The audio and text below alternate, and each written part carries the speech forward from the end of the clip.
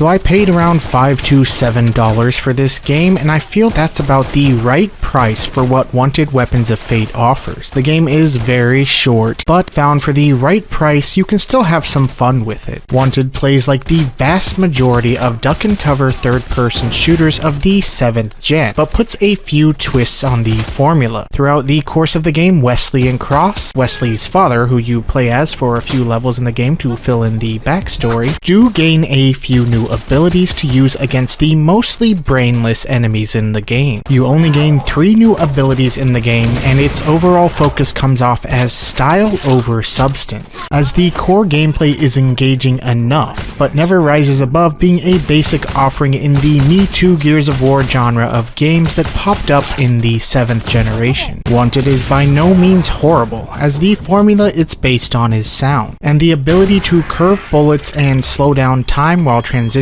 to a new cover spot do make things a little different. The duck and cover mechanics are passable for the time, but the game lacks basic maneuvers like the ability to roll or sprint. There are only 2 guns to use throughout the game, and not a lot of variety in the gameplay or enemy types. The boss battles in the game boil down to killing a few peons to fill up your adrenaline meter, those bullet symbols on the top of the screen that fill up as you kill enemies, and then unleashing a special attack like curving a bullet at them, or slowing down time to bombard them with bullets, which uses adrenaline to perform. Like clockwork, in every boss battle, if you run out of adrenaline, a few peons show up for easy kills to refill your adrenaline meter. Rinse and repeat. In fact, even though the game tries to mix it up by throwing sniping missions your way, and some incredibly annoying slowed down scenes where you shoot bullets out of the air and the attacking enemies where failure ends in cheap deaths, and even throws in some turret scenes, the entire game feels like a rinse and repeat cycle.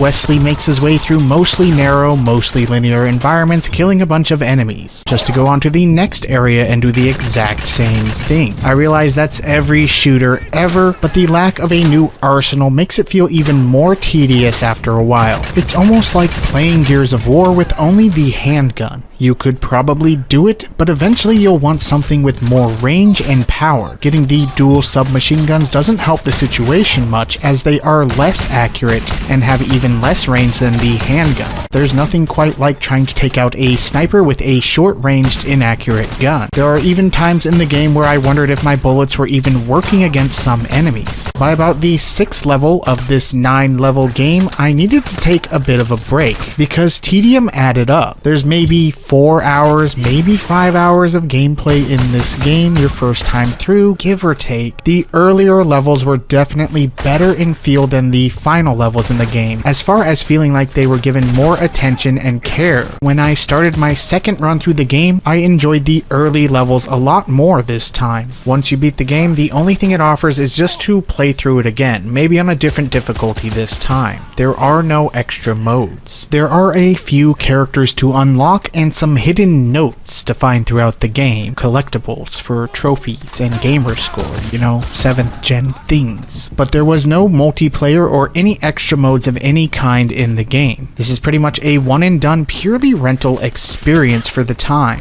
In many ways, it reminds me of Quantum of Solace on the PS2 with its no-frills approach, even though I liked Quantum more. Despite the tedium in the gameplay, short length, and some weird technical issues that pop up, like my ability to aim from cover occasionally noping out on me for a while after I pulled off the bullet curve maneuver, I still managed to find some enjoyment out of the game. As I said, the formula it is based on is solid. The duck and cover gameplay and mechanics are solid if you aren't still worn out of these games from the 7th gen, and these special maneuvers are fun and sometimes give you a cool bullet time effect where you watch your curved bullet hit its target. The move to next cover mechanic also feels spot on and good to use. Wanted is by no means a bad game, but it's by no means a great game either. There are games that do the stylistic shooter thing a lot better, and games that do the duck and cover gameplay a lot better as well. Wanted is middle of the road material that you can can find some cheap enjoyment out of if you get it for the right price. Graphically, the game looks decent when compared to its contemporaries. Wesley and Cross's models have a good amount of detail, and the levels feature some interesting locales and some good environment destruction. The game surprisingly runs on the Diesel engine and not Unreal 3 like every other game of that generation. The only big graphical issues I found were the occasional freeze up,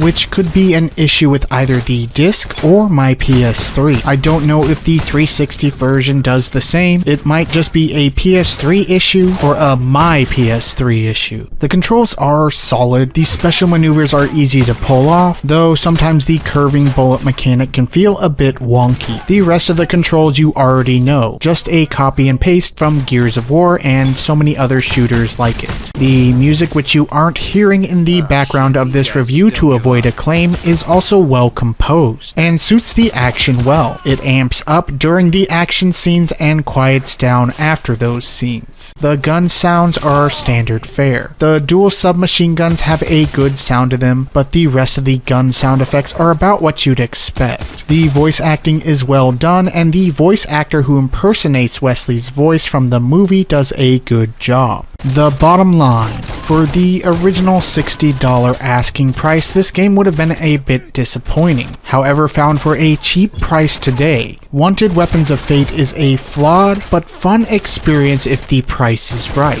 There are so many other 7th gen games that pull off this style of gameplay a lot better, but like the 2008 movie, you can get some dumb fun out of it. Nothing here is broken or outright terrible, but the game wears thin quickly, with no extra modes of play and a few unlockables. This is a game you play once and maybe come back to play a level here or there on occasion at best afterwards. $5 to $7 and you'll get your money's worth.